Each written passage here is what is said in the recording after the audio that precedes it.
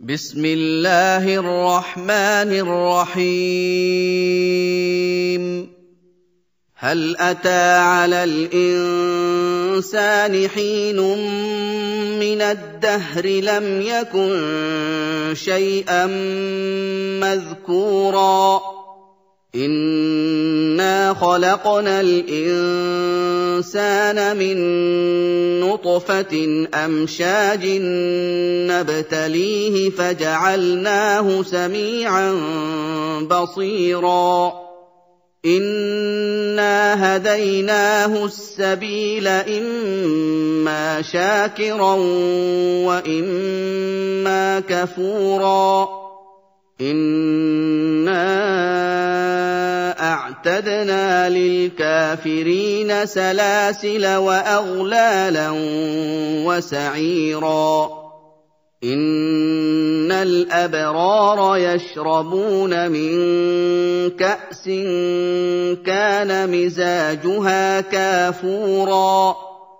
عينا يشرب بها عباد الله يفجرونها تفجيرا يوفون بالنذر ويخافون يوما كان شره مستطيرا ويطعمون الطعام على حبه مسكينا ويتيما وأسيرا إنما نطعمكم لوجه الله لا نريد منكم جزاء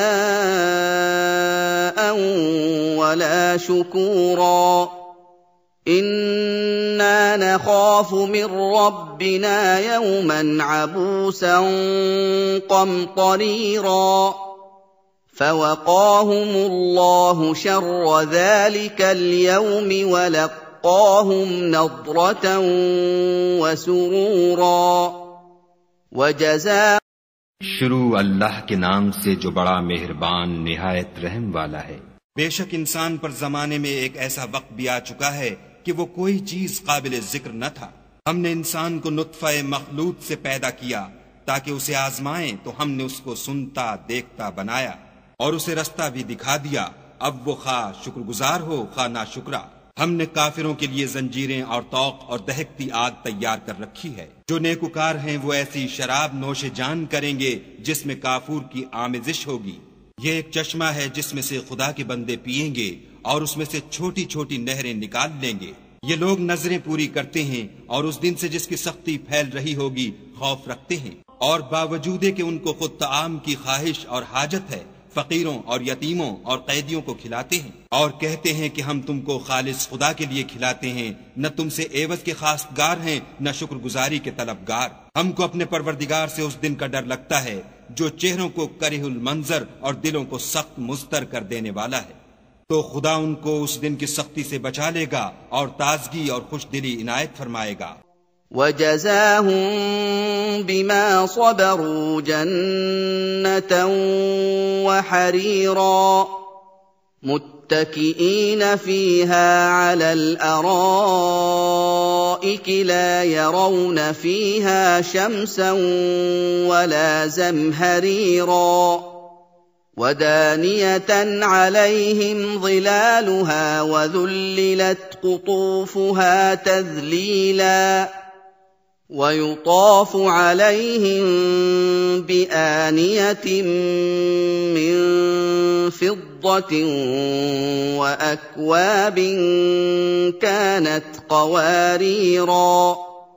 قوارير من فضة قدروها تقديرا ويسقون فيها كأسا كان مزاجها زنجبيلا عينا فيها تسمى سلسبيلا ويطوف عليهم ولدان مخلدون إذا رأيتهم حسبتهم لؤلؤا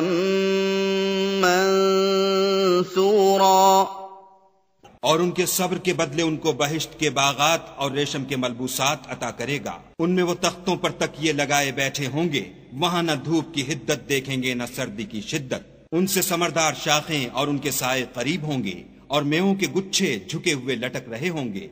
खुद्दाम चांदी के बासन लिए हुए उनके इर्द गिर्द फिरेंगे और शीशे के निहायत शफ्फाफ गिलास और शीशे भी चांदी के जो ठीक अंदाजे के मुताबिक बनाए गए हैं। और वहाँ उनको ऐसी शराब भी पिलाई जाएगी जिसमें सौंठ की आमेजिश होगी। ये बहिश्त में एक चश्मा है जिसका नाम सलसबील है। और उनके पास लड़के आते जाते होंगे जो हमेशा एक ही हालत पर आएंगे। जब तुम उन पर निगाह डालो तो ख्याल करो कि बिखरे हुए मोती हैं। وَإِذَا رَأَيْتَ ثَمَّ رَأَيْتَ نَعِيمًا وَمُلْكًا كَبِيرًا عَالِيَهُمْ ثِيَابُ سُندُسٍ خُضْرٌ وَإِسْتَبْرَقٌ وَحُلُّوا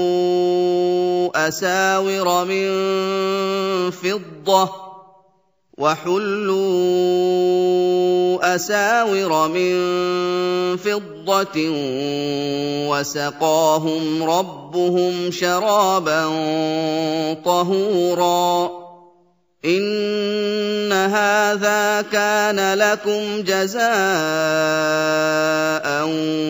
وكان سعيكم مشكورا إنا نحن نزلنا عليك القرآن تنزيلا فاصبر لحكم ربك ولا تطع منهم آثما أو كفورا واذكر اسم ربك بكرة وأصيلا ومن الليل فاسجد له وسبحه ليلا طويلا। और बहिश्त में जहाँ आंख उठाओगे कसरत से नेमत और अजीमुश्शान सल्तनत देखोगे। उनके बदनों पर दीबाए सब्ज और अतलस के कपड़े होंगे और उन्हें चांदी के कंगन पहनाए जाएंगे और उनका परवरदिगार उनको निहायत पाकीज़ा शराब पिलाएगा। ये तुम्हारा सिला है और तुम्हारी कोशिश खुदा के यहाँ मकबूल हुई। ए मोहम्मद सल्लल्लाहु अलैहि वसल्लम, हमने तुम पर कुरान आहिस्ता आहिस्ता नाजिल किया है, तो अपने परवरदिगार के हुक्म के मुताबिक सब्र किए रहो और उन लोगों में से किसी बद अमल और नाशुक्रे का कहा न मानो और सुबह शाम अपने परवरदिगार का नाम लेते रहो। इन्न